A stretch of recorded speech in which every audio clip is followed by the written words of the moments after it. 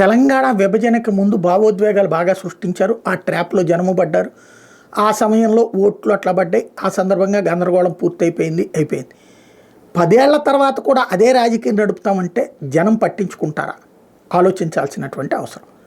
ఇప్పుడు రేవంత్ పదే పదే ఢిల్లీకి వెళ్ళటం, లేకపోతే బీజేపీ మీద లాగటం, లేకపోతే బీఆర్ఎస్ని లాగటం, అయ్యో నీళ్ళన్నీ ఆంధ్ర వాళ్ళు దోచుకుపోతున్నారు, చేత కావట్లేదు అని చెప్తుంటాడు. ఇంకో పక్కన అప్పుడు కేసీఆర్ ఉన్నప్పుడైనా, లేకపోతే ఇప్పుడు రేవంత్ వచ్చినా ఆంధ్రాకి రావాల్సిన నీళ్లు, కృష్ణా నీళ్లు శ్రీశైలానికి రాకముందే అవతల లాగేస్తున్నారు. అప్పుడు లాగేస్తున్నారు, ఇప్పుడు లాగేస్తున్నారు. గోదావరి నీళ్లు కాళేశ్వరం ఎందుకు పెట్టింది? అప్పుడు ఇక్కడికి రాకముందే, ఆంధ్రాకి రాకముందే అక్కడ నీళ్లు ఒడిచిపట్టుకోవడమే కదా జరిగింది. ఆ పథకాలు ఆంధ్రాలో ఉన్నటువంటి వాళ్ళందరికీ కూడా ఆస్తులు అక్కడ ఉన్నాయి, ఈ నాయకులందరికీ. కాబట్టి ఏం మాట్లాడలేకపోయారు.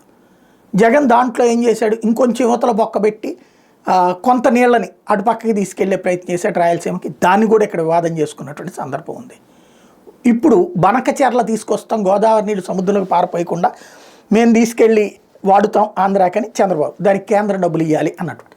అదే సందర్భంలో రేవంత్ దాని మీద అబ్జెక్షన్, బనకచెర్ల తీసుకొచ్చేటట్టయితే ఎట్లాగా, దాంతో మాకు సంబంధం లేకుండా ఎట్టా పెడతారు, అట్లయితే మా ఏరియాలో ఉన్న ప్రాజెక్టులకి ఆంధ్ర ఒప్పుకోవాలి అన్నటువంటి. చంద్రబాబు ఏమంటారు దానికి?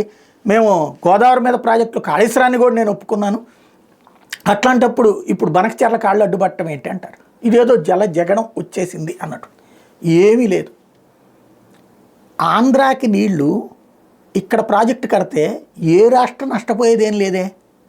ఎందుకని? దీని కింద ఏ రాష్ట్రం లేదే. పైన రాష్ట్రాల్లో ఇక పట్టుకోవడానికి అవకాశం లేకపోయినప్పుడు ఆ నీళ్లు సముద్రంలో పోతుంటే వాడుకునేది ఆంధ్రాలో కట్టే ప్రాజెక్టులు. అంతేగాని పైనుంచి గుంజుకోవడానికి ఏం లేదే. దీని కింద ఇంకో రాష్ట్రం ఏం లేదే నీళ్ళకి.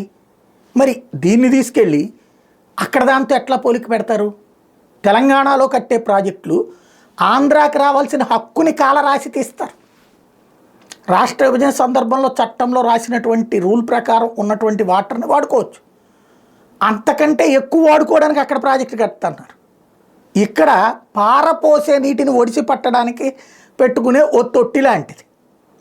దాన్ని ఎలా లింకప్ చేస్తారు? కానీ ఇప్పుడు ఆయన ఒక భావోద్వేగాన్ని రైట్ చేస్తే, ఈయన ఇంకొక భావోద్వేగాన్ని రైట్ చేస్తా, దీంట్లో నిజం కంటే అబద్ధాలని ప్రజల దగ్గరికి తీసుకుపోతున్నటువంటి పరిస్థితి కనబడుతుంది.